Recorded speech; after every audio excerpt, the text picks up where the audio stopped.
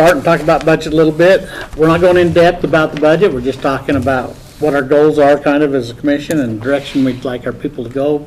Here in another month, we'll have the official meetings and start doing budget stuff. But I'll turn some time to John. So we're basically telling everyone a little bit of where we stand as commissioners going into this, and so everybody, we're telling the same things here. But one of the things we want to do is first let everybody know we want the budget held flat this year, no increase in spending whatsoever. And now that doesn't mean you might not have to increase in one area or another, but we want you to look within your organization that if you have to increase in one area, see if you can find efficiencies or something in another area. We want key personnel to develop succession plans. So if something were to happen to you and you couldn't come to work, who would take over in your place? We want to make sure there's some kind of training or some kind of shadowing or cross-training that goes on, and not just for yourself, but for anybody in your department who has a critical position that people can step in if someone is suddenly out. We want everyone to take a look at the processes involved in the work they do and see if they can't find efficiencies or maybe even technology that can be utilized to do things in a more efficient manner. Training, I'm not sure how big your training budget is, but we're looking for ways that we might be able to save money in training. And one thing that the Sheriff's Department does is they have people within their own department who develop training programs and then train the other officers. We have the same. So I have two great. that are post-certified that I got certified last year that can provide in-house training. So whatever we can't do, like right now we don't have somebody, he's gonna hopefully start this summer to be doing the high liability, but we do firearms and all the high liability through the sheriff's office. So we don't ever do training outside. Oh, that's great. That's good, yeah.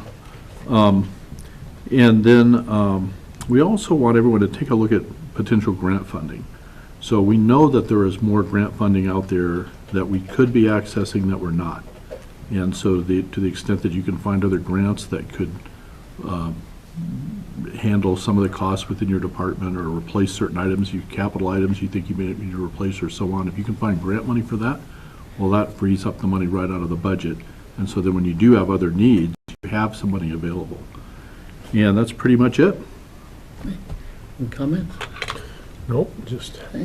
So just tell us a little bit about your thoughts on budget and direction.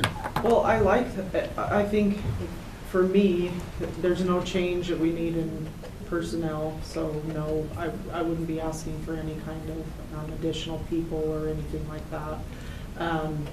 Everything seems to be going really well. I think our biggest need, and one thing I did start looking at because I've been watching, I didn't know that the work sessions were available on YouTube, shockingly, but I sat down and watched them and listened to a lot of these conversations. So I actually started looking into some grants for our biggest need that we'll be looking at this year is that we're way out of date for our vests. Our Kevlar is way out of date, and that's a big liability. Also, our tasers are done. We have like 2 broken ones sitting there and one guy that can carry one. So those kinds of things, they are very big purchase items in my mind. To bring everybody current, it would be about, with both vests and tasers, be about $10,000. So there's a few areas I've been looking at within my budget. I don't think I could adjust it that much, so grants is what I've been looking into. I have my assistant looking too.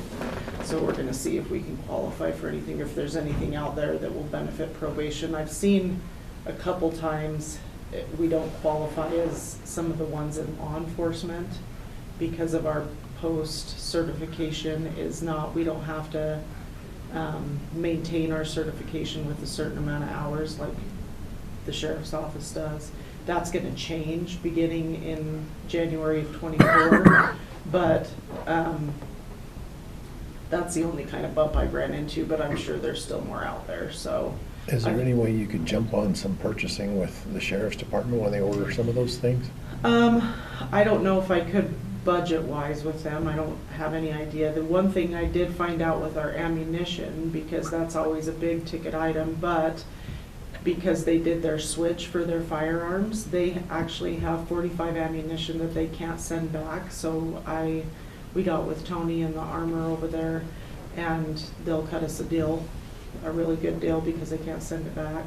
So we'll make some, agreements with them. But with stuff like that, I think is great, but I don't know as far as if we could jump on with taser stuff. I don't know how that works. Do you have the same taser that they have? I don't know. I don't know what they're carrying. What we're at now is about 4 years behind. So they don't even make the batteries for the 2 that we have dead anymore at all. So I'm not sure where they're at. I know at one point Tony was gonna look into some stuff with me. I just need to follow up with him. Their Kevlar is a lot more expensive than what we would need to do home visits. So I've gotten a few different quotes locally, and then through who they use, which is Uniforms to Gear too.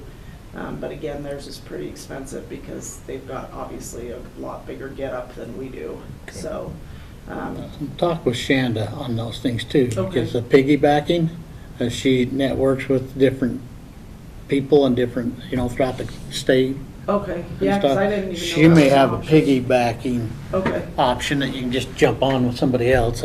Okay. I mean, we're looking at the every avenue that we can, yeah, but the grants funding, but the actual purchase price, okay. she's a good resource. Okay, I'll talk to her about that too, but that's really the only thing that I see for this year. The rest is great. One thing that's been awesome that I've said from the beginning, the only good thing that came out of COVID really is that you have the ability to do so much over Zoom. So a lot of that traveling budget, a lot of the education budget I can cut from, because we do a lot of our trainings. I mean, my officers will even host 2-hour trainings to other people in the county that count as post credit. I can attend all of my director meetings, and I don't have to actually drive to Boise or to Coeur d'Alene like we used to, having them all be online. So that's helped a ton, and I've really noticed that we don't dive into some of those line items. Good. But we're pretty mellow this year with budget, I think. That's good, that's good. Any other questions on budget? Well, I'll just make another comment. Occasionally you'll read stories about where you'll have corporations or nonprofits that are specifically set up to help law enforcement with their needs. I've heard of them getting canines for organizations, providing vests. I've heard of that being done. And so you may come across something like that, not just the grants. Good idea. Okay, I'll look in that too. All right, Mr. Chair, I make a motion to kick Nancy out. Oh, excuse me. To go in executive session under Idaho Code 74-2061, A and B, personnel matters. Commissioner Crowder,